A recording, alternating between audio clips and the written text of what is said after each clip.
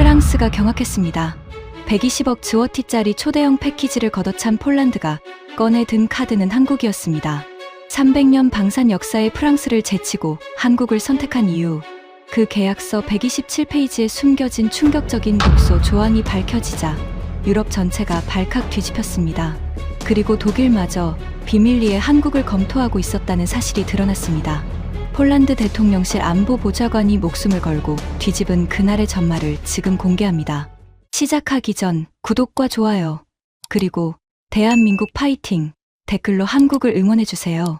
한국은 우리를 형제로 보았습니다. 폴란드 대통령의 이 한마디에 유럽 전체가 발칵 뒤집혔습니다. 나토 동맹국이라 불리던 프랑스는 이를 갈았고 300년 방산 역사를 자부하던 유럽 군수업체들은 경악했죠. 그도 그럴 것이 불과 석 달 전까지만 해도 프랑스는 120억 złot짜리 초대형 패키지로 폴란드를 소나기에 넣었다고 자축하고 있었으니까요. 유럽 언론들은 대서특필했습니다. 프랑스가 동유럽 방산 시장을 완전히 장악했다고요. 하지만 그것도 잠시 바르샤바에서 그 누구도 예상치 못한 발표가 터져 나왔습니다. 우리는 한국을 선택합니다. 프랑스와 미국은 우리를 시장으로 보았습니다. 하지만 한국만은 달랐습니다. 우리 폴란드를 파트너로 대해주었습니다. 대체 무슨 일이 벌어진 걸까요? 그 전에 잠깐 1초 만에 누를 수 있는 좋아요 버튼을 꼭 눌러주시면 영상 제작에 아주 큰 힘이 됩니다. 그럼 바로 시작하겠습니다. 새벽 4시 17분 관제탑에서 쏟아져 나오는 목소리가 저를 잠에서 깨웠습니다. 긴급 스크램블입니다. 국경 북동쪽 식별불명 항공기 3대 접근 중. 즉시 출격하십시오. 저는 침대에서 벌떡 일어나 전화기를 움켜쥐었습니다. 심장이 벌써 목까지 치밀어 오르고 있었죠. 28년 동안 폴란드의 안보를 책임져 온 사람이었지만 새벽에 울리는 스크램블 명령은 매번 온몸의 신경을 곤두세웠습니다. 전화기 너머로 공군 작전사령부의 목소리가 들려왔습니다. 보좌관님, 칼리닝그라드 방면에서 러시아 정찰기 3대가 접근 중입니다. 현재 국경까지 거리 87km, 접근 속도 시속 680km입니다. 저는 옷을 주워 입으며 물었습니다. 출격 가능한 기체가 몇 대입니까? 3초간의 침묵이 흘렀습니다. 그 3초가 저에게는 30초처럼 길게 느껴졌죠. 돌아온 대답은 이랬습니다. 현재 즉시 출격하는 기체는 없습니다. 보좌관님. 라오비체 기지 맥-29 전량 정비 대기 상태입니다. 저는 수화기를 쥔 손에 힘이 빠지는 걸 느꼈습니다. 없다고요? 42대 보유 기지에서 단 한 대도 못 띄운다는 겁니까? 엔진 부품 수급이 끊긴 지 넉 달째입니다. 러시아제 부품을 써야 하는데 제재 이후로 공급이 완전히 차단됐습니다. 저는 전화를 끊고 한동안 어둠 속에 서 있었습니다. 창밖으로 바르샤바의 새벽 하늘이 아직 어두웠죠. 저 하늘 어딘가를 러시아 정찰기 3대가 유유히 날고 있었습니다. 우리 영공 바로 코앞을요. 그리고 우리는 그걸 지켜보는 것 외에 아무것도 할 수 없었습니다. 저는 마렉 코발스키입니다. 폴란드 대통령실 국가안보보좌관으로서 이 나라의 하늘과 땅, 국경 전체를 총괄하는 자리에 있죠. 28년 전 폴란드군 장교로 시작해서 나토 연락장교, 국방부 전략기획국을 거쳐 여기까지 왔습니다. 폴란드의 안보가 제 평생의 임무였습니다. 그런데 그 하늘이 제 눈앞에서 구멍이 뚫리고 있었습니다. 숫자만 보면 폴란드 공군은 약하지 않습니다. 나토 동부 전선에서 손꼽히는 규모를 자랑했죠. 맥-29가 42대, 훈련기와 경공격기까지 합치면 전투 운용 기체가 총 78대에 달했습니다. 하지만 저는 그 숫자가 얼마나 허구인지를 그 누구보다 잘 알고 있었습니다.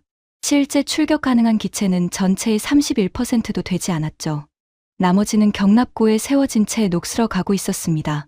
직접 확인하기 위해 라오비체 공군기지를 찾았습니다. 경납고 문을 열고 들어서는 순간 코를 찌르는 기름 냄새와 함께 눈앞에 펼쳐진 광경에 말문이 막혔습니다. 맥-29들이 엔진 덮개를 열어젖힌 채 줄지어 멈춰 서 있었죠. 정비병들이 기체 주변을 서성이고 있었지만 실제로 손을 쓸 수 있는 사람은 거의 없었습니다. 부품이 없으니 손댈 수가 없는 거였습니다. 정비대대장을 불러 물었습니다. 이 기지에서 지금 당장 하늘에 띄울 수 있는 기체가 몇 대입니까? 대대장은 제 눈을 똑바로 보지 못했습니다. 11대입니다. 보좌관님. 42대 중 11대. 저는 아무 말 없이 돌아섰습니다. 하지만 문제는 거기서 끝이 아니었습니다. 파일럿들의 상태가 더 심각했죠. 출격 횟수가 줄어드니 실전 감각이 무뎌지고, 감각이 무뎌지니 자신감이 떨어져서 출격을 기피하는 악순환이 반복되고 있었습니다. 기지에서 만난 베테랑 파일럿 한 명이 제 얼굴을 보더니 낮은 목소리로 말했습니다. 보좌관님, 솔직히 말씀드리면 저는 지금 이 기체가 무섭습니다. 러시아제 엔진에 러시아제 부품을 써야 하는데 대체품으로 땜칠한 상태에서 음속 비행을 하라고요? 예전에는 이 기체를 믿었습니다. 목숨을 맡길 수 있었죠. 하지만 지금은 그 믿음이 없습니다. 20년 경력의 파일럿이 자기 전투기를 무서워한다고 말하는 겁니다. 이게 나토 동부 전선 최전방 국가의 민낯이었습니다. 저는 그 자리에서 한동안 발을 뗄 수가 없었습니다. 바르샤바로 돌아와 긴급 안보회의를 소집했습니다. 국방부와 공군 핵심 간부들이 전부 모였죠. 회의실 안에 무거운 공기가 내려앉아 있었습니다. 다들 현실을 알고 있었지만 아무도 먼저 입을 열지 않으려 했습니다. 제가 먼저 말했습니다. 현재 우리 공군의 실전 가동률이 31%입니다. 칼리닝그라드에 러시아 전술핵이 추정 38기 배치되어 있고 국경선 450km를 우리는 11대로 지키고 있습니다. 이 수치가 의미하는 바를 여기 계신 분들은 전부 아실 겁니다. 공군 참모총장 스타니스와프 야블론스키 장군이 무겁게 입을 열었습니다. 보좌관님, 이 상태가 석 달만 더 지속되면 러시아가 도발했을 때 초기 대응 자체가 불가능합니다. 솔직히 말씀드리면 지금 우리는 하늘이 뚫린 겁니다. 회의실이 조용해졌습니다. 아무도 반박하지 않았죠. 저는 미국 쪽에 다시 한번 연락을 넣었습니다. 나토 동맹의 의무를 상기시키면서 긴급 지원을 요청했죠. 돌아온 답변은 너무나 익숙한 문장이었습니다. 상황은 인지하고 있습니다. 현재 검토 중입니다. 검토 중. 우리가 7번째 듣는 말이었습니다. 30년 동맹이라는 말이 그렇게 가볍게 느껴진 적이 없었죠. 회의가 마무리되어 가던 시점이었습니다. 한쪽 구석에 앉아있던 실무 담당관 안나 비에르나츠카가 조심스럽게 손을 들었습니다. 대통령실 방위산업 담당이었지만 회의에서 먼저 발언하는 편은 아니었죠. 그래서 모두의 시선이 그쪽으로 쏠렸습니다. 보좌관님, 한 가지 말씀드려도 되겠습니까? 말하십시오. 한국 방산 관련 자료를 검토하다가 눈에 띄는 것이 있었습니다. 한국이 자체 개발한 경전투기인데 성능과 가격 면에서 우리 상황에 상당히 부합하는 부분이 있어서요. 순간 회의실 분위기가 묘하게 바뀌었습니다. 몇몇 간부들이 눈을 마주치며 실소를 흘렸죠. 야누시 브제진스키 조달국장이 낮은 목소리로 끼어들었습니다. 지금 우리한테 필요한 건 당장 하늘을 채울 전력이요. 한국이 그걸 해줄 수 있다는 거요? K-팝 말고 전투기도 만드나? 회의실 여기저기서 킥킥거리는 웃음이 새어나왔습니다. 안나의 얼굴이 붉어지는 게 보였죠. 그녀는 더 이상 말을 잇지 못하고 고개를 숙였습니다. 저도 그 순간 아무 말도 하지 않았습니다. 솔직히 말씀드리면 저 역시 한국이라는 이름에 큰 무게를 두지 않았으니까요. 저는 평생 나토 체계 안에서 일해온 사람이었습니다. 미국산, 프랑스산, 독일산, 스웨덴산. 그게 제 세계의 전부였습니다. 한국산 전투기라는 말은 제 머릿속에서 진지한 선택지로 분류되지 않았죠. 하지만 회의가 끝나고 간부들이 하나둘 빠져나갈 때 저는 안나를 조용히 불렀습니다. 그 자료, 제 책상 위에 올려놓으시오. 안나가 살짝 놀란 표정을 지었습니다. 알겠습니다, 보좌관님. 왜 그랬는지는 저도 정확히 모릅니다. 큰 기대가 있었던 건 아닙니다. 다만 안나라는 사람이 근거 없이 말하는 타입이 아니라는 걸 알고 있었으니까요. 그날 밤, 집무실에 혼자 남았습니다. 바르샤바의 밤하늘이 창문 너머로 어둡게 내려앉아 있었죠. 그런데 솔직히 그 순간 제 머릿속은 한국이 아니라 전혀 다른 방향으로 가득 차 있었습니다. 다음 날 아침, 훨씬 더 크고 무거운 문제가 기다리고 있었으니까요. 대통령 관저에 도착하자마자 분위기가 심상치 않다는 걸 느꼈습니다. 복도에서 마주친 비서관이 조용히 귀띔했죠. 보좌관님, 오늘 회의 전에 알아두셔야 할 게 있습니다. 저는 외투도 벗지 않은 채 그 자리에 섰습니다. 무슨 일입니까? 비서관이 주위를 살피더니 낮은 목소리로 말했습니다. 어젯밤에 야누시 국장이 몇몇 간부들과 따로 자리를 가졌습니다. 프랑스 쪽 건으로요. 야누시 브제진스키, 국방부 조달국장. 공군 출신이 아닌 정치적 배경을 가진 인물이었습니다. 오래전부터 유럽 방산 기업들, 특히 프랑스. 다소 그룹과의 관계를 적극적으로 활용해야 한다는 입장을 공공연하게 밝혀온 사람이었죠. 그리고 어젯밤 제가 안나의 자료를 펼쳐보기도 전에 그는 이미 움직이고 있었던 겁니다. 회의실에 들어서자 분위기가 어제와 달랐습니다. 야누 씨가 상석 가까이에 앉아 있었고 그 주변으로 간부, 서너씩 모여 작은 목소리로 이야기를 나누다가 제가 들어오자 일제히 입을 닫았습니다. 공기가 이미 기울어져 있었습니다. 야누 씨가 먼저 말을 꺼냈습니다. 보좌관님, 오늘은 제가 먼저 말씀을 드려도 되겠습니까? 고개를 끄덕였습니다. 하십시오. 야누 씨는 자료를 테이블 위에 펼치며 목소리에 힘을 실었습니다. 프랑스 다소 그룹에서 공식 제안이 왔습니다. 전투기 도입과 관련해서 우리가 원하는 조건을 최대한 맞춰주겠다는 내용입니다. 납기 24개월 이내, 가격 120억 주어티, 여기에 정비 지원 10년과 파일럿 훈련 프로그램까지 포함입니다. 회의실이 술렁였습니다. 야블론스키 장군이 고개를 들며 말했죠. 120억이면 우리 예산 87억 주어티를 상당히 초과하는데 분할 조건은 어떻게 됩니까? 야누 씨가 여유 있게 받았습니다. 15년 분할 상환입니다.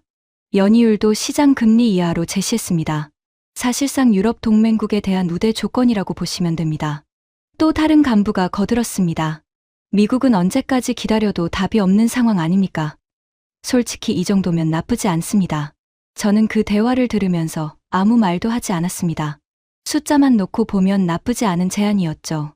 납기도 명확하고 분할 조건도 유연하고 정비 지원까지 붙어 있었으니까요. 하지만 저는 28년 동안 이런 자리에 수없이 앉아봤습니다. 너무 완벽한 제안에는 반드시 보이지 않는 대가가 따르기 마련입니다. 입을 열었습니다. 프랑스 제안에서 기술 이전이라고 했는데 구체적으로 어느 수준입니까? 야누 씨가 잠깐 멈칫했습니다. 핵심 기술은 아닙니다. 운용 관련 기술 이전과 정비 교육 수준으로 보시면 됩니다. 그렇다면 결국 우리는 프랑스산 전투기를 사되 핵심은 여전히 프랑스가 쥐고 있다는 뜻이군요. 회의실이 순간 조용해졌습니다. 야누 씨가 목소리를 높였습니다. 보좌관님, 지금 우리한테 선택지가 몇 개나 있습니까? 미국은 안 움직이고 독일은 자기 물량도 부족하고 스웨덴은 가격이 맞지 않습니다. 현실적으로 지금 당장 우리를 도울 수 있는 건 프랑스밖에 없다는 겁니다. 몇몇 간부들이 동조하는 눈빛을 보냈습니다. 저는 잠시 침묵했습니다. 그리고 천천히 말했죠. 검토할 시간이 더 필요합니다. 야누 씨가 눈살을 찌푸렸습니다. 보좌관님, 시간이 없습니다. 러시아는 매일 국경을 시험하고 있고 우리 파일럿들은 기체를 무서워하고 있습니다. 지금 결정을 미루는 건 하늘을 포기하는 것과 같습니다. 저는 야누 씨를 바라보며 말했습니다. 그렇다고 충분한 검토 없이 결정을 내리는 건 더 위험합니다. 일주일만 주십시오. 야누 씨는 더 이상 밀어붙이지 않았습니다. 하지만 그 눈빛은 말하고 있었습니다. 이미 방향은 정해진 것이나 다름없다고요. 회의가 끝나고 집무실로 돌아왔습니다. 비서가 가져온 커피에 손도 대지 않았습니다. 야누 씨가 언제부터 프랑스와 접촉했는지, 얼마나 깊이 들어가 있는지를 가늠해 보고 있었습니다. 어젯밤 따로 자리를 가졌다는 건 물밑에서 상당한 교감이 이루어졌다는 뜻이었죠. 사흘이 지났습니다. 야누 씨로부터 연락이 왔습니다. 프랑스 다소 그룹 동유럽 총괄 부사장 피에르 뒤퐁이 바르샤바에 와 있다는 내용이었습니다. 공식 방문이 아닌 비공식 접촉이었죠. 저는 그 자리에 참석하지 않았습니다. 대신 나중에 그 자리에 있었던 간부 한 명을 따로 불러 이야기를 들었습니다. 어땠습니까? 간부가 잠시 말을 고르더니 대답했습니다. 프랑스 쪽이 상당히 공을 들이고 있었습니다. 보좌관님, 피에르라는 사람이 분위기를 완전히 장악하더군요. 패키지 규모를 더 키우겠다고 했고 정비 전담팀 7년 파견에 대금 결제도 유연하게 해주겠다고 했습니다. 야누 씨 국장은요? 간부가 눈을 내리며 말했습니다. 사실상 긍정적으로 받아들이는 분위기였습니다. 프랑스는 치밀했습니다. 가격, 납기, 정비, 결제 조건까지 모든 걸 우리 입맛에 맞게 포장해왔죠. 겉으로 보면 흠잡을 데가 없었습니다. 하지만 저는 그게 오히려 불편했습니다. 상대가 원하는 걸 정확히 파악하고 그걸 눈앞에 펼쳐 보이는 방식, 그건 선의가 아니라 전략이었으니까요. 그날 밤 집무실에 혼자 남아 안나가 올려놓은 자료를 다시 펼쳤습니다. 한국이었습니다. 자료를 처음 펼쳤을 때 솔직히 큰 기대는 없었습니다. 한국이라는 나라가 만든 전투기라는 것 자체가 제 머릿속에서 그다지 무게감 있게 다가오지 않았죠. 저는 평생 나토 표준 장비를 다뤄온 사람이었습니다. 미국의 F-16, 프랑스의 라팔, 스웨덴의 그리펜. 그 기준으로 세상의 모든 전투기를 평가하는 습관이 몸에 배어 있었습니다. 그런데 첫 페이지를 넘기는 순간부터 뭔가 달랐습니다. 자료의 첫 항목은 기체 재원이 아니었습니다. MEG-29와의 운용 전환 비교표였습니다. 저는 그 표를 보면서 눈살을 찌푸렸습니다. 이게 맞는 수치인가 싶어서였죠. 파일럿 전환 교육 기간이 5개월이라고 적혀 있었습니다. 프랑스 전투기로 전환할 경우 최소 13개월이 필요하다는 게 업계 상식이었는데 한국 전투기는 그 절반도 안 된다는 겁니다. 저는 그 페이지를 한번 읽고 다시 읽고 세 번째 읽었습니다. 그리고 다음 항목으로 넘어갔습니다. 유지비. 연간 기체당 2,800만 주어티. 프랑스 전투기의 추정 유지비가 4,700만 주어티인 것과 비교하면 절반에도 못 미치는 수치였습니다.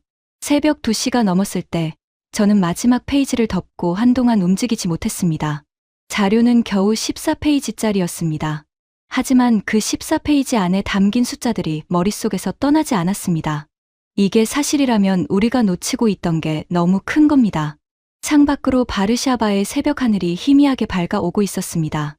저는 그 하늘을 바라보면서 생각했습니다. 저 하늘을 지켜야 합니다. 그게 제 임무입니다. 그런데 지금 우리에게는 그 하늘을 지킬 날개가 없었습니다. 그리고 그 답이 아무도 거들떠보지 않은 14페이지짜리 자료 안에 있을지도 모른다는 생각이 처음으로 진지하게 머릿속을 스치고 지나갔습니다. 다음 날 아침, 저는 출근하자마자 안나를 집무실로 불렀습니다. 안나가 문을 열고 들어왔을 때 제 책상 위에 그녀가 올려놓은 14페이지짜리 자료가 펼쳐져 있는 걸 보고 눈이 약간 커졌습니다. 안나, 이 호환성 수치 어디서 가져온 겁니까? 안나가 자세를 바로잡으며 대답했습니다. 한국방위사업청 공식 자료와 실제 운용국 데이터를 교차 검증한 수치입니다. 인도네시아, 필리핀, 이라크에서 실제 운용 중인 데이터도 포함되어 있습니다. 직접 확인한 겁니까? 네, 보좌관님. 제가 직접 각국 주재 무관실을 통해 자료를 요청했습니다. 필리핀 측에서는 F-16 운용 경험이 있는 파일럿들의 전환 교육 결과까지 보내주었습니다. 저는 잠시 안나를 바라봤습니다. 이 사람은 단순히 자료를 복사해서 올려놓은 게 아니었습니다. 아무도 시키지 않았는데 혼자 발로 뛰어서 검증까지 해놓은 거였죠. 어제 회의실에서 야누 씨에게 비웃음을 당하고도 포기하지 않은 사람이었습니다. 저는 그제야 이 사람을 다시 보게 됐습니다. 계속 설명해 보십시오. 안나가 잠깐 놀란 듯 하다가 이내 목소리에 힘을 실었습니다. 보좌관님, 이 전투기의 핵심은 단순한 경전투기가 아니라는 겁니다. 전술 플랫폼으로 봐야 합니다. AESA 레이더, 정밀 유도 무장 탑재, 전자전 대응 체계가 동급, 기종 대비 최상위 수준입니다. 거기에 유지 비용이 프랑스 전투기 대비 40% 수준입니다. 저는 그 말을 듣고 자료를 다시 펼쳤습니다. 유지 비용이 40%라고요? 네, 보좌관님. 핵심은 부품 수급 구조입니다.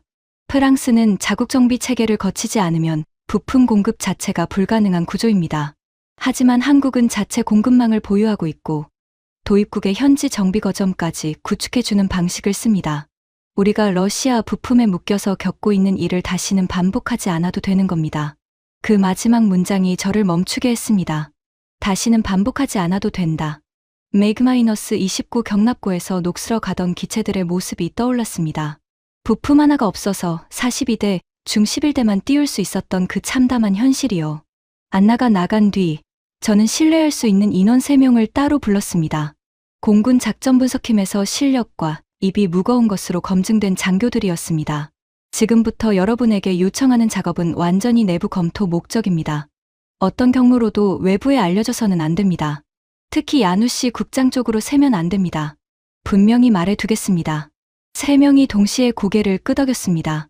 FA50을 기준으로 우리 현재 작전 시나리오에 대입해 보십시오.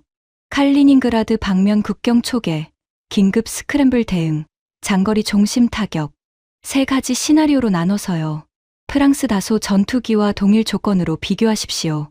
나흘이 걸렸습니다. 분석팀 책임자 토마 씨가 결과를 들고 왔을 때 저는 보고서 첫 장을 보고 잠시 말을 잃었습니다. 보좌관님, 국경 초기 시나리오에서는 프랑스 기종과 동등한 수준의 대응력을 보여줬습니다. 긴급 스크램블에서는 오히려 더 나은 결과가 나왔습니다.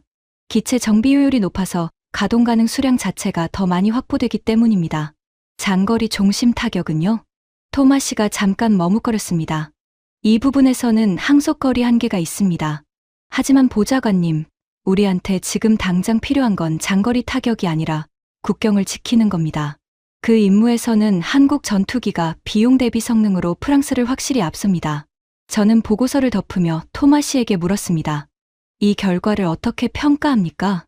토마시가 솔직하게 말했습니다. 예상보다 훨씬 좋은 결과입니다. 저도 처음에는 안 믿었습니다. 그래서 변수를 바꿔서 3번을 다시 돌렸습니다. 결과는 같았습니다. 저는 고개를 끄덕이며 말했습니다. 수고했습니다. 이 보고서는 제가 보관합니다. 아무한테도 말하지 마십시오. 토마시가 나가고 나서 저는 다시 혼자가 됐습니다. 창밖으로 바르샤바의 오후 햇살이 빌딩 사이로 비스듬히 내려오고 있었습니다. 답은 이미 윤곽을 드러내고 있었습니다. 하지만 문제는 타이밍이었죠. 야누 씨가 이미 판을 깔아놓은 상태에서 제가 끼어들 틈을 찾아야 했으니까요. 그 주 목요일 저녁이었습니다. 야누 씨가 바르샤바 구시가지의 한 고급 레스토랑에서 만찬을 주최했습니다. 프랑스 다소 그룹 동유럽 총괄 부사장 피에르 듀퐁을 폴란드 국방 관계자들에게 공식적으로 소개하는 자리였죠. 저도 초대를 받았습니다. 거절할 이유가 없었습니다. 오히려 직접 봐야 했으니까요. 레스토랑에 들어서는 순간 분위기가 눈에 들어왔습니다. 은은한 조명 아래 긴 테이블이 놓여 있었고 벽면에는 폴란드와 프랑스 국기가 나란히 걸려 있었습니다. 와인잔이 반짝이고 양복 차림의 간부들이 여유 있는 표정으로 자리를 잡고 있었죠. 야누 씨가 이미 입구 쪽에서 손님들을 맞고 있었습니다. 저를 보자 능숙하게 미소를 지으며 다가왔습니다. 보좌관님, 와주셔서 감사합니다.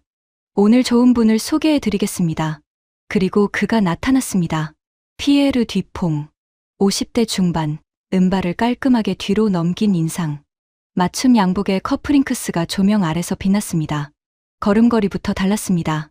자신이 이 공간의 주인이라는 걸 온몸으로 말하는 사람이었죠. 수백 건의 방산디를 성사시켜 온 사람 특유의 여유가 몸 전체에서 풍겼습니다. 피에르가 저에게 먼저 손을 내밀었습니다. 보좌관님, 처음 뵙겠습니다. 폴란드의 안보를 책임지시는 분을 만나게 되어 영광입니다. 악수를 받으며 고개를 끄덕였습니다.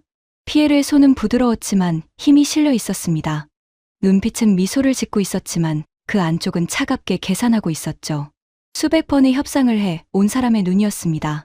자리에 앉자 피에르가 와인을 따르며 말했습니다. 폴란드는 유럽의 방패입니다. 러시아와 맞닿은 최전선에서 유럽 전체를 지켜주고 계시죠. 그 방패에 걸맞은 무기를 제공하는 것이 저희 프랑스의 의무라고 생각합니다. 야누 씨가 옆에서 거들었습니다. 피에르 부사장은 나토 회원국 7개국과 계약을 성사시킨 분입니다. 유럽 방산 시장에서 이분만큼 동유럽 상황을 이해하는 사람은 없습니다. 피에르가 겸손한 척 고개를 숙이면서도 입꼬리는 올라가 있었습니다. 과찬이십니다. 저희는 단순히 전투기를 파는 게 아닙니다. 300년 유럽 방산의 역사와 경험을 함께 제공하는 겁니다. 이건 아시아나 다른 지역의 신흥 방산국이 절대 줄 수 없는 가치입니다.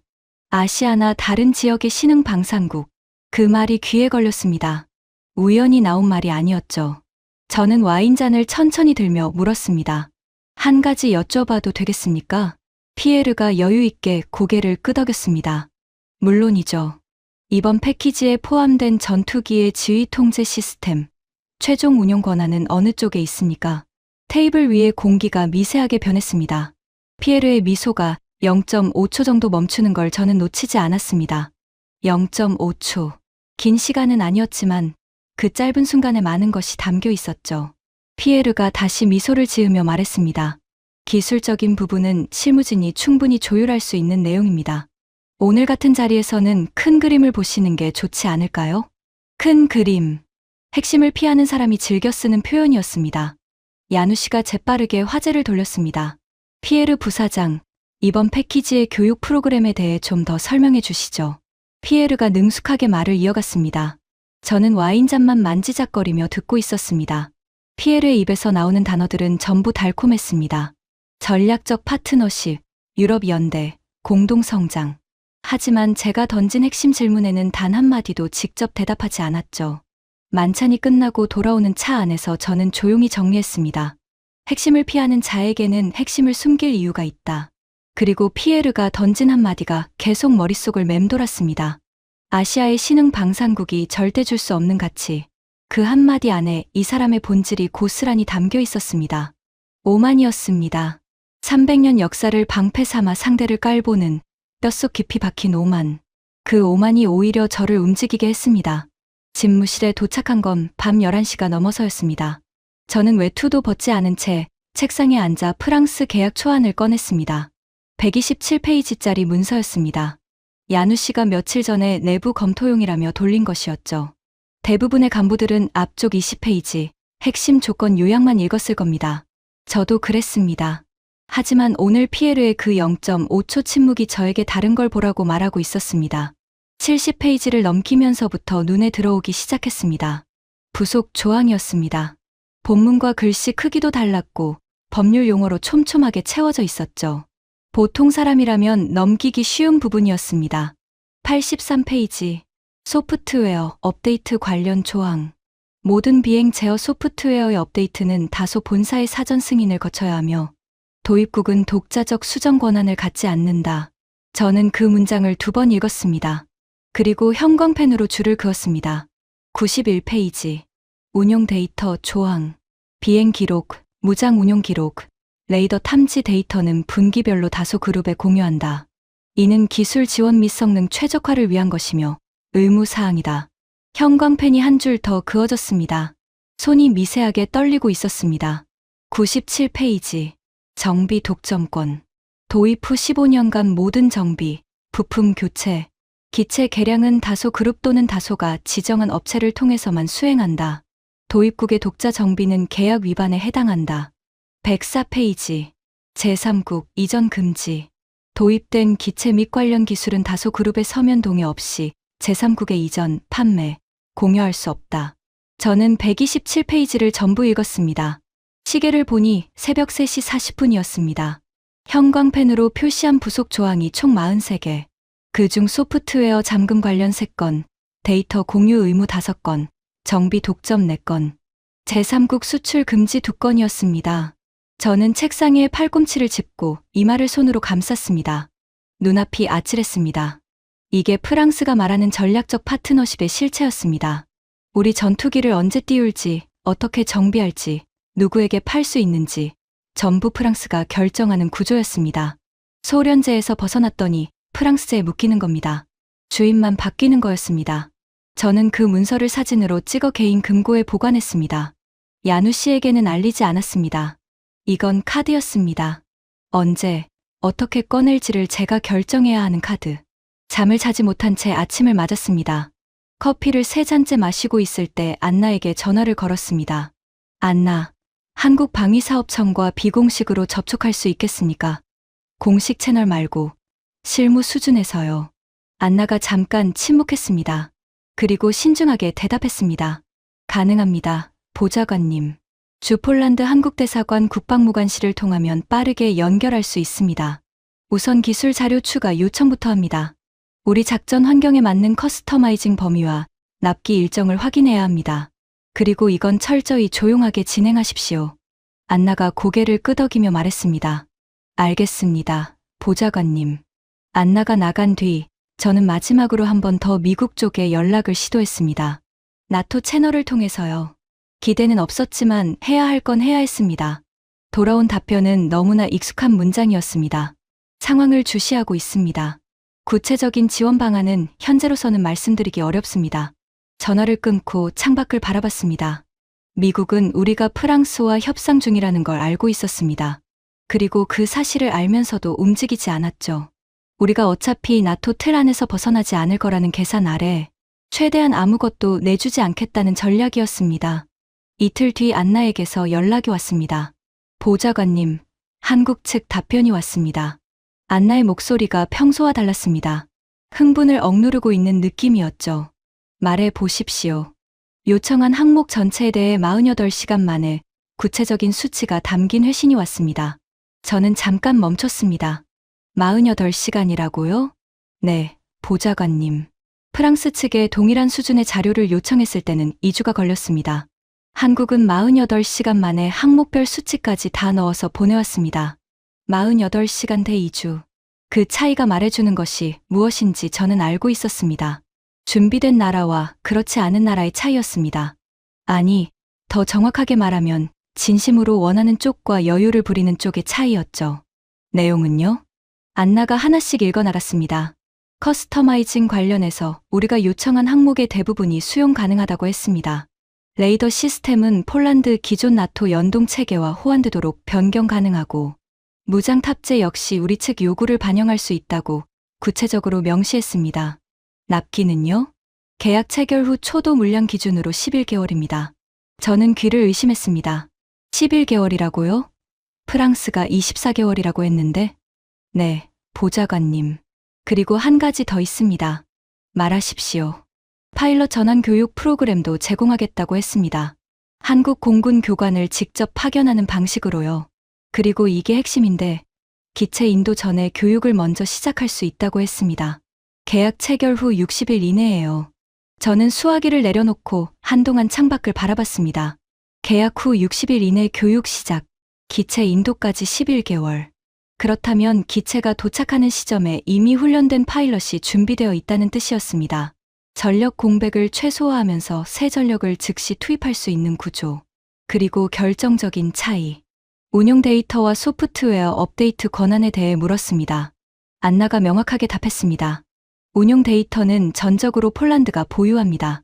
소프트웨어 업데이트도 폴란드가 독자적으로 결정할 수 있습니다. 한국은 기술 지원을 제공하지만 그 권한 자체를 공유하거나 통제하는 구조가 아니라고 문서로 명시했습니다. 저는 프랑스 계약 초안 83페이지를 떠올렸습니다. 모든 소프트웨어 업데이트는 다소 본사의 사전 승인을 거쳐야 한다. 그리고 한국의 답변. 폴란드가 독자적으로 결정한다. 같은 질문에 대한 두 나라의 답이 이렇게 달랐습니다. 그날 오후 예상치 못한 전화가 걸려왔습니다. 독일 국방부의 옛 동료 클라우스였습니다. 나토 연락장교 시절 같이 근무했던 사이였죠. 클라우스는 현재 독일 국방부 장비국에서 일하고 있었습니다. 마렉, 오랜만이군. 비공식적으로 전할 말이 있어서 연락했네. 클라우스의 목소리가 평소와 달리 낮았습니다. 무슨 일입니까? 자네가 새 전투기 도입 건으로 고민 중인 거 알고 있어. 프랑스 쪽이 상당히 밀어붙이고 있다는 것도. 그래서 하나만 알려주려고. 말해 보십시오. 클라우스가 잠깐 멈칫했습니다. 그리고 낮은 목소리로 말했습니다. 우리 독일도 한국산 검토하고 있어. 공식적으로는 아직 아무것도 결정된 게 없지만 내부적으로는 상당히 진지한 수준이야. 저는 수화기를 꽉 쥐었습니다. 독일이요? 그래. 솔직히 말하면 프랑스 쪽 조건을 우리도 들여다봤는데 부속 조항이 너무 촘촘해. 사실상 기술 종속 구조야. 우리 장비국 내부에서도 프랑스보다 한국이 낫다는 목소리가 나오고 있어. 물론 이건 자네한테만 하는 말이야. 프랑스한테는 절대 말하지 마. 저는 전화를 끊고 한동안 움직이지 못했습니다. 독일마저 움직이고 있었습니다. 유럽 방산의 핵심 축이라 할 수 있는 독일이 프랑스가 아닌 한국을 검토하고 있다는 건 단순한 정보가 아니었습니다. 유럽 방산 시장의 판이 바뀌고 있다는 신호였죠. 저는 안나에게 다시 연락했습니다. 안나, 한국 측의 한 가지를 더 확인해야 합니다. 우리가 한국 전투기를 도입할 경우 폴란드 내에 현지 정비 및 부품 생산 거점을 구축하는 것이 가능한지요.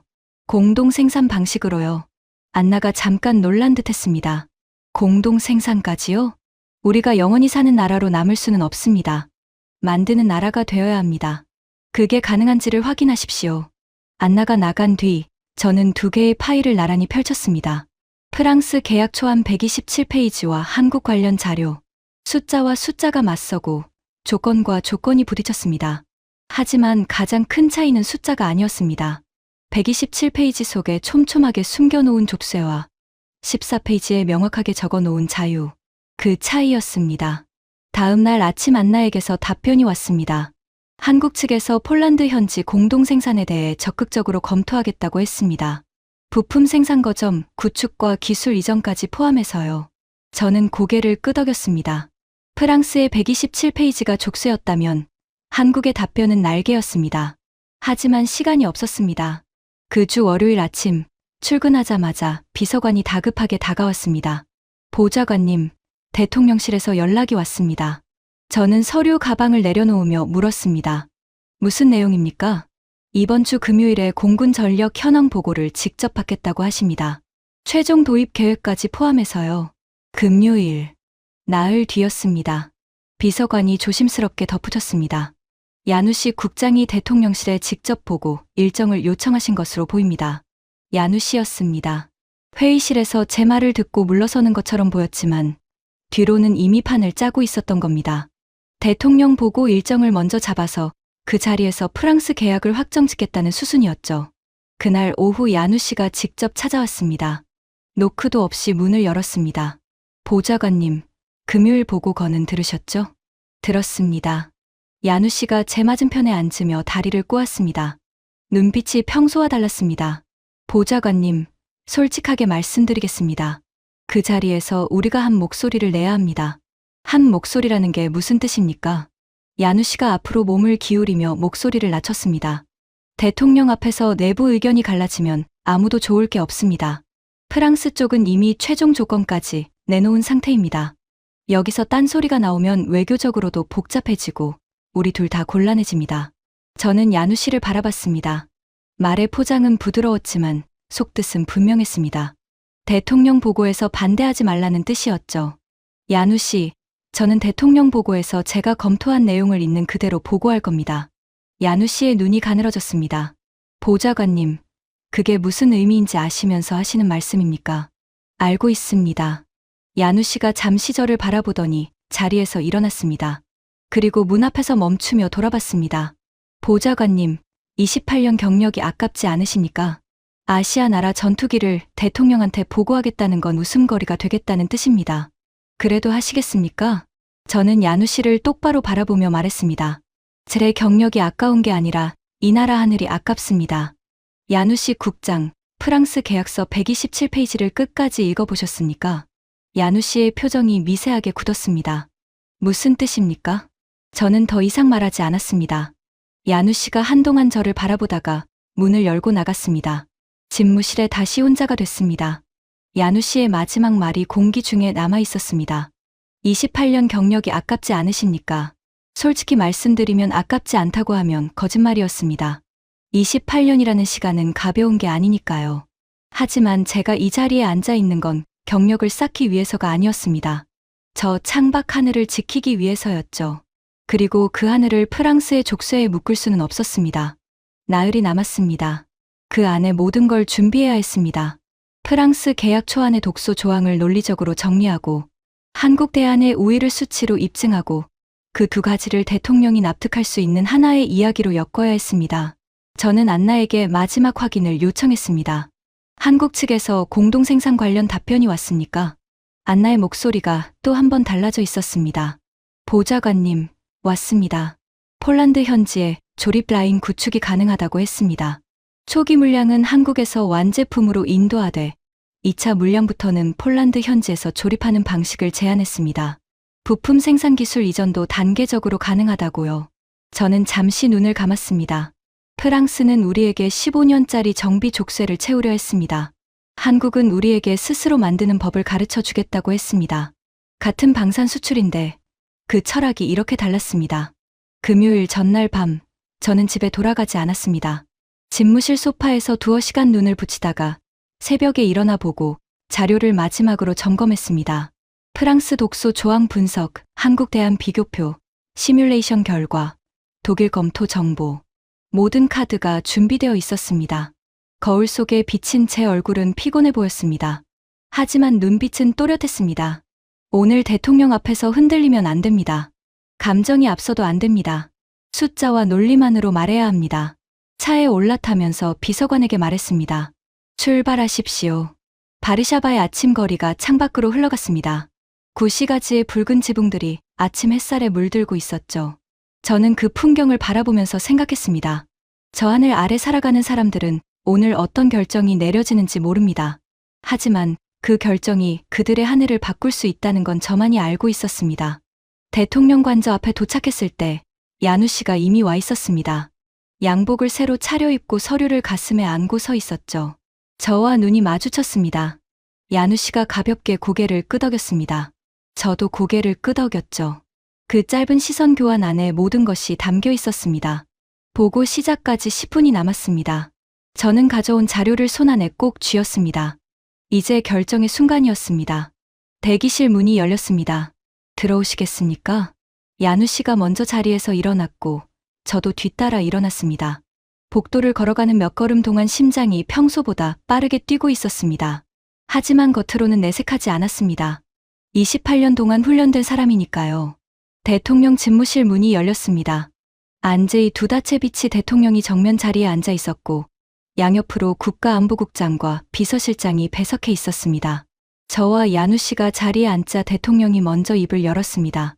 오늘 보고를 직접 들으려 한 건 이 사안이 그만큼 급하기 때문이오.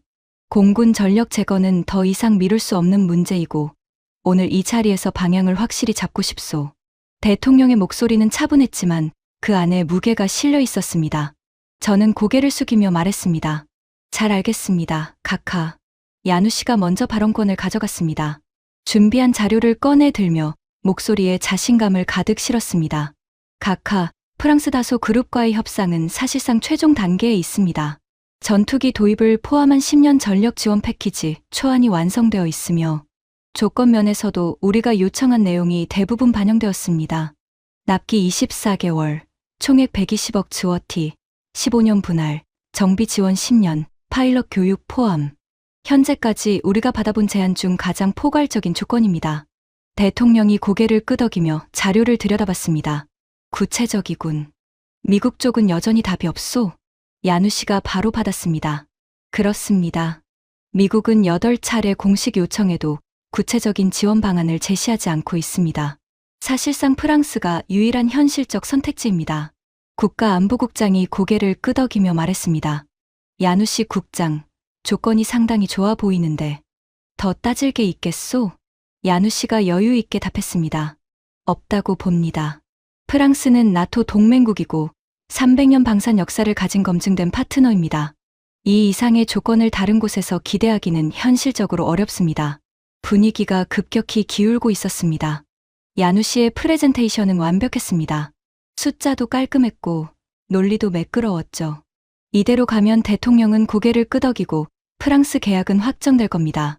대통령이 저를 향해 시선을 돌렸습니다. 마렉 보좌관, 당신 생각은 어떻소? 야누 씨가 순간 눈을 들어 저를 바라봤습니다. 그 눈빛이 말하고 있었습니다. 여기서 동의해달라고. 저는 천천히 고개를 들었습니다. 그리고 말했습니다. 카카, 저는 다른 의견을 가지고 있습니다. 집무실 안의 공기가 바뀌었습니다. 야누 씨의 표정이 돌처럼 굳었고 국가안보국장이 눈썹을 올렸습니다. 대통령만이 표정을 유지한 채 말했습니다. 들어보겠소. 저는 자료를 꺼냈습니다. 카카, 프랑스 제안이 숫자상으로 매력적인 건 사실입니다. 하지만 그 숫자 뒤에 있는 조항들을 함께 보셔야 합니다. 저는 127페이지 계약 초안에서 표시해 둔 부분을 하나씩 짚기 시작했습니다. 83페이지. 모든 비행 제어 소프트웨어 업데이트는 프랑스 다소 본사의 사전 승인을 거쳐야 합니다. 우리가 독자적으로 수정할 권한이 없습니다. 91페이지. 비행 기록, 무장 운용 기록, 레이더 탐지 데이터를 분기마다 프랑스에 의무적으로 공유해야 합니다. 우리 공군의 모든 작전 데이터가 프랑스로 넘어가는 겁니다. 97페이지. 15년간 모든 정비와 부품 교체를 프랑스를 통해서만 할 수 있습니다. 우리가 독자적으로 정비하면 계약 위반입니다. 대통령이 자료를 들여다보는 동안 아무 말도 하지 않았습니다. 저는 계속했습니다. 이 조항들이 의미하는 건 하나입니다. 전투기를 우리가 사더라도 그 전투기를 언제 어떻게 쓸 것인지는 프랑스가 통제할 수 있는 구조입니다. 러시아가 국경을 넘어올 때 우리가 긴급 스크램블을 결정해도 프랑스가 소프트웨어를 잠가버리면 기체는 움직이지 않습니다. 야누 씨가 즉각 끼어들었습니다. 카카, 그건 과도한 해석입니다. 기술 지원 목적의 일반적인 계약 조항을 주권 침해로 연결시키는 건 논리의 비약입니다. 저는 야누 씨를 바라보며 말했습니다. 야누 씨 국장, 그렇다면 한 가지만 답해 주십시오. 프랑스가 시스템 접근을 차단했을 때 우리가 법적으로 대응할 수 있는 근거가 이 127페이지 안에 어디 있습니까? 야누 씨가 입을 열었다가 닫았습니다. 저는 대통령을 향해 다시 말했습니다. 없습니다. 카카. 저도 127페이지를 3번 읽었습니다. 구제 조항이 없습니다. 우리는 매그-29로 이미 한 번 겪었습니다. 러시아 부품에 묶여서 42대, 중 11대만 띄울 수 있었던 그 참담한 현실을요. 이 계약에 서명하면 주인만 바뀌는 겁니다. 소련에서 프랑스로 집무실이 무거운 침묵에 빠졌습니다. 야누 씨의 얼굴에서 핏기가 빠지고 있었습니다. 대통령이 천천히 입을 열었습니다. 그렇다면 당신이 생각하는 대안은 무엇이오? 저는 두 번째 자료를 꺼냈습니다. 카카, 한국입니다. 야누 씨뿐 아니라 국가안보국장까지 표정이 변했습니다. 대통령만이 시선을 유지하며 말했습니다. 계속하시오. 저는 한국 FA50에 대한 자료를 하나씩 설명했습니다. 납기 11개월. 프랑스의 절반도 안 되는 시간입니다.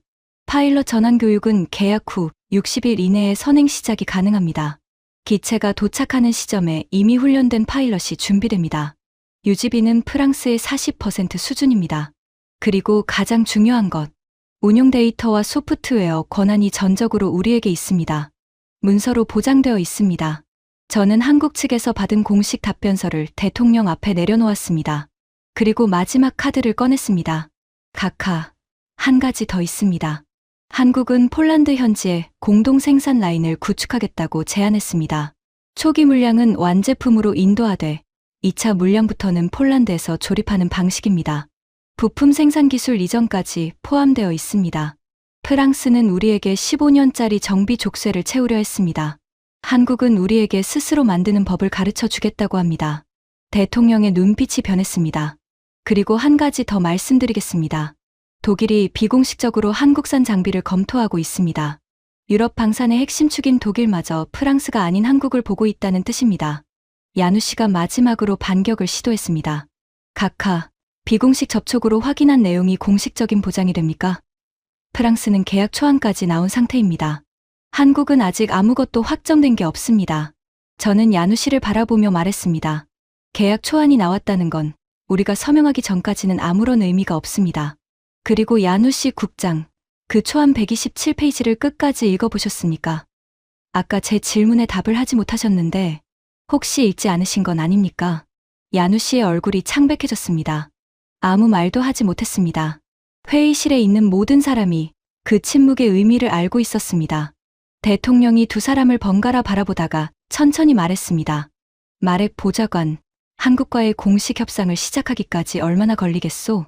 저는 즉각 대답했습니다. 한국 측은 즉시 대응 가능한 상태입니다. 일주일 안에 협상 테이블을 열 수 있습니다. 프랑스 쪽 정리는 서명한 계약이 없으므로 법적 문제는 없습니다.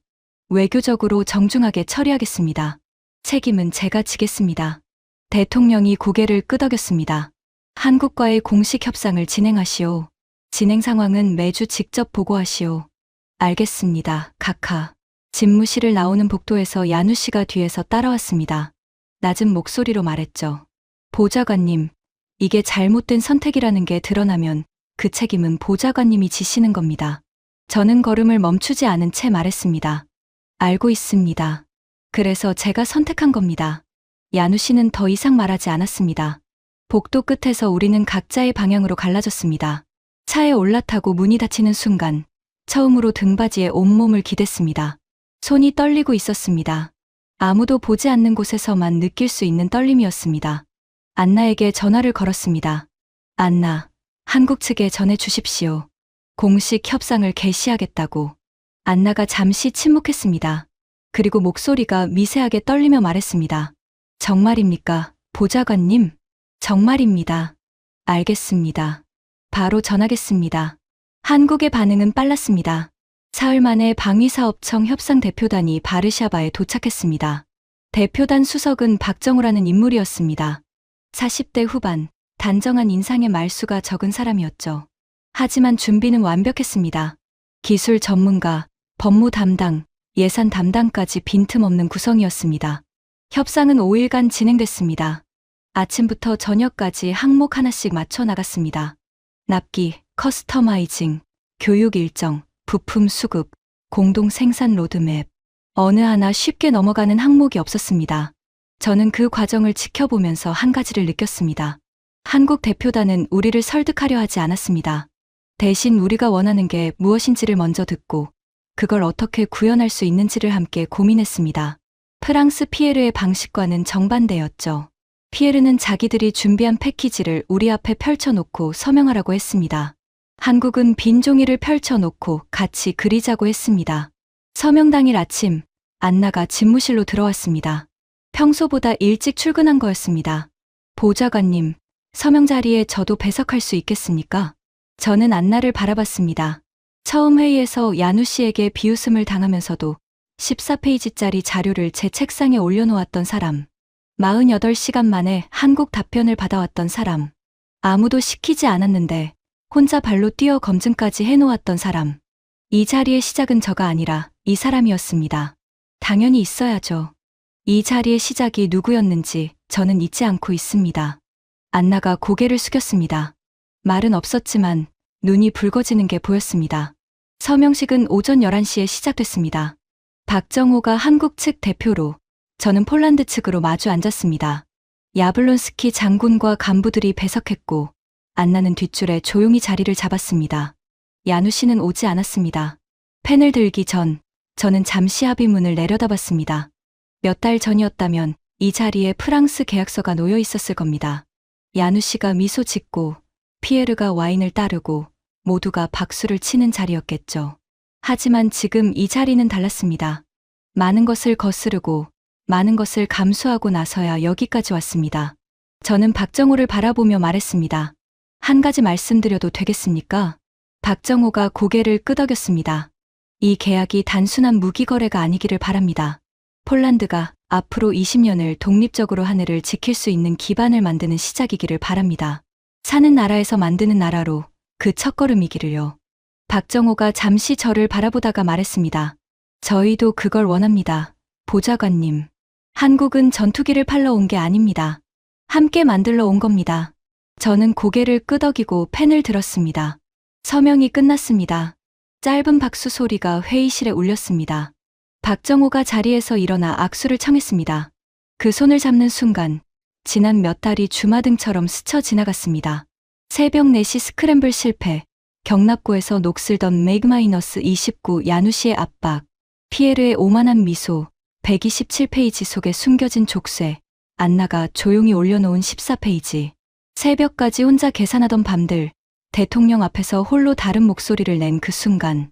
그 모든 시간이 이 악수 한 번으로 이어져 있었습니다. 서명식이 끝나고 간부들이 하나둘 나가는 동안 안나가 제 옆으로 다가왔습니다. 조용한 목소리로 말했죠. 보좌관님, 처음 그 자료를 올려놓을 때 이렇게 될 줄은 몰랐습니다. 저도 몰랐습니다. 하지만 당신이 그 자료를 올려놓지 않았다면 저도 몰랐을 겁니다. 안나가 고개를 끄덕이며 돌아섰습니다. 어깨가 미세하게 떨리는 게 보였습니다. 오후 늦게 대통령실에 서명 완료 보고를 올렸습니다. 대통령이 짧게 답했습니다. 수고했소, 보좌관. 그 한마디였습니다. 하지만 충분했습니다. 집무실로 돌아와 창가에 섰습니다. 바르샤바의 저녁 하늘이 붉게 물들고 있었습니다. 구시가지의 첨탑 위로 새 한 마리가 날아가는 게 보였습니다. 저는 그 하늘을 바라보면서 생각했습니다. 강한 나라가 중요한 게 아니었습니다. 역사가 긴 나라가 중요한 것도 아니었죠.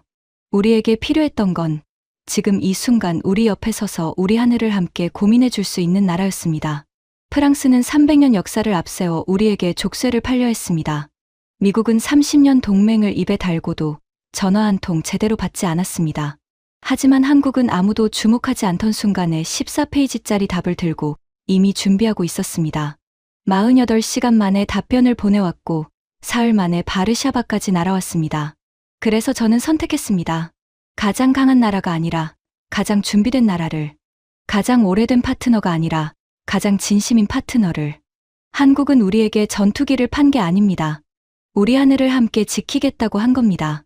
그리고 우리가 스스로 지킬 수 있게 만들어 주겠다고 한 겁니다. 사는 나라에서 만드는 나라로. 그 약속이 이 계약에 담겨 있었습니다.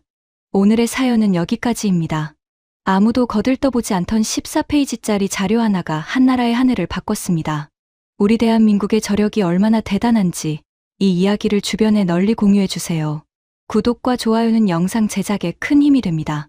지금까지 감동 새벽이었습니다. 감사합니다.